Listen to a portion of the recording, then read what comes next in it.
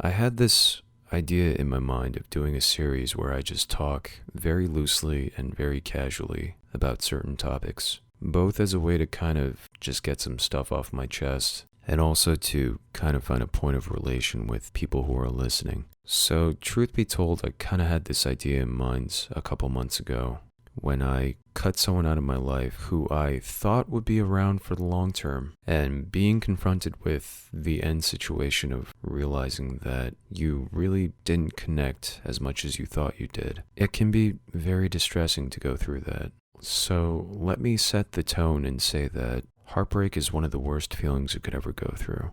And truth be told, I'm not in the same headspace as I was a couple months ago when I was going through that. I'm actually quite happy right now, especially with respect to everything that happened. But that isn't to say that anything that I'm about to say doesn't come from a place that isn't genuine, a place where I feel like I wouldn't be able to speak if I wasn't being entirely truthful about my experiences.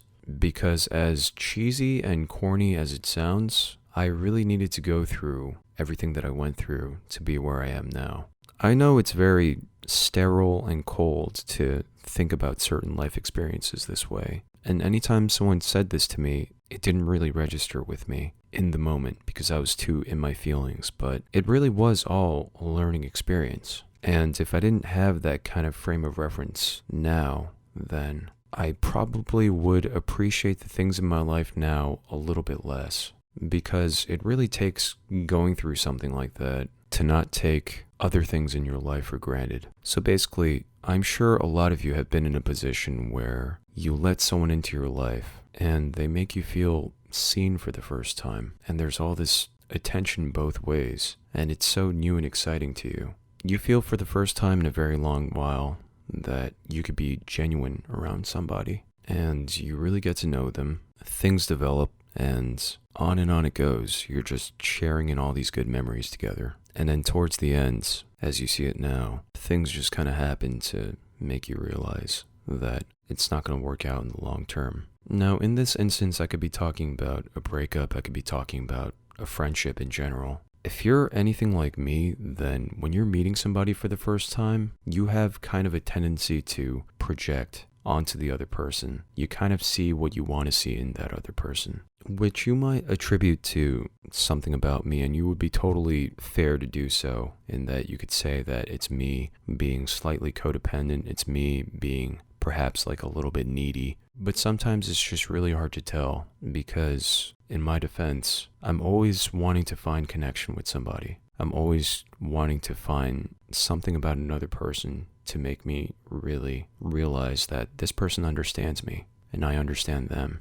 You know, things didn't end up working out, but I was still very much trying. In the immediate aftermath of that kind of tumultuous situation, I think it's natural for your brain to do a lot of things. It could be shifting blame so as not to attribute any kind of fault to yourself on the situation. It could be overly focusing on the good times you had together and therefore blaming yourself, saying that if only I had done this, this, and this, then things would be different. But ultimately, those were all just coping mechanisms for not wanting to admit that things probably didn't work out for a reason. It's like you're doing everything you can to rationalize the situation because it's just so painful for you. And honestly, because of how instinctive all that comes in the wake of being heartbroken, there's no real solution for that. You just kind of have to go through it. I realized when I was going through my particular situation, I just wanted to talk to other people. I would spend many nights just talking at length to other people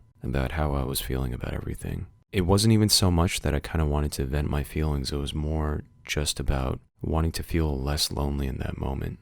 I mean, even me rambling right now, even though I don't feel any of the things that I'd feel anymore from a couple months ago when this was happening, that's a sure sign that I was still trying to make sense of all this. And I think that's a key point here, where the point was for me that I kept searching. I kept keeping myself open to other people. Everything that I was doing at that point was a way for me to reconcile a lot of my confusion, a lot of my self-blame. And then the more I kept doing that, the more I kept confiding in other people, the more I kept opening myself up. And most importantly, the more I let time pass. The more I did all that, the more I settled on the idea that the separation really did happen for a reason. You start to remember all these things that you probably looked past in the moment when you were with that person, and you realize how unsustainable it really was. I probably didn't connect with that person as much as I thought I did. And again, it was really just me trying to find a point of relation with somebody more than anything else, even if it meant me being a little inattentive to my own needs. And even if I realize all these things in retrospect, it's like going through heartbreak in the moment. It feels like your soul is being ripped out of your body, because wanting connection is the most basic human need. It's happened to me more than once, and it doesn't get any easier each time, because each time it's its own special thing with someone unique. And I'm saying all these things because in the moment, hearing all these things, talking about all these things, it's no real solace, because you're still in the moment, you're still in the grips of it. But as futile as it might sound, going through all these feelings is a form of healing, because you slowly start to unpack all these things that you're thinking in your mind that you don't want to think, for the sake of protecting yourself and protecting that image you had of you and that other person. I'm always searching for somebody to connect with, as I said, and that is the point of everything we do. Never try to internalize things in a way where you shut yourself off from the rest of life.